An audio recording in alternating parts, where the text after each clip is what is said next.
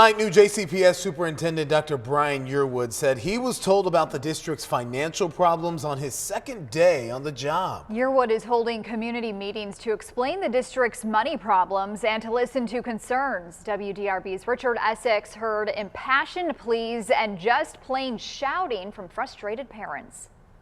75 to 100 people marched from King Elementary over here to the old Shawnee High School for a forum with the superintendent. Their pleas to save King Elementary were impassioned, but JCPS has some very hard decisions to make.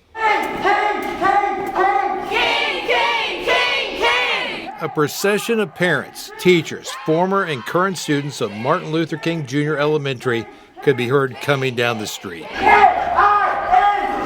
They marched almost a quarter of a mile to show support for their beloved school. In November of 2026, JCPS will have to sell off its investments to make its payroll.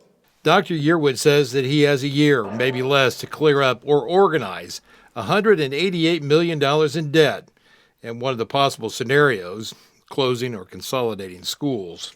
I want you to look at these other schools, but make sure that they are not in any of the 9 West End neighborhoods.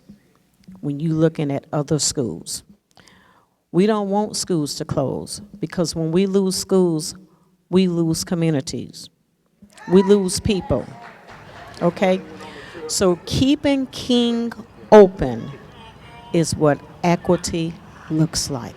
Martin Luther King Jr. Elementary welcomed its first students in 1969.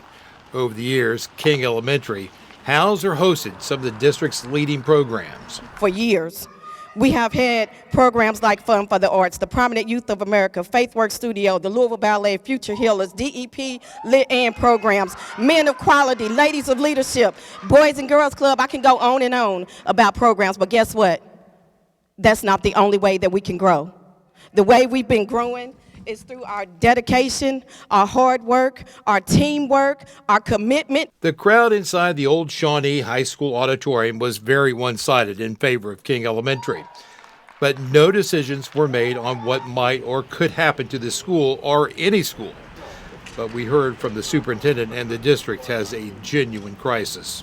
We are in a financial crisis, and I have to stabilize JCPS. Teachers at King stood in front of the superintendent and board members and told of a more pressing need. On Monday, I held a student in the hallway while he cried so hard my pants and shirt were soaked with his tears. His mom is in prison, and even though his world is falling apart, he needed someone to make him feel heard, valued, and loved. That is what I do every day when I walk through the doors at King Elementary. The board is expected to vote on cuts at their next meeting on December 9th. Richard Essex, WDRB News.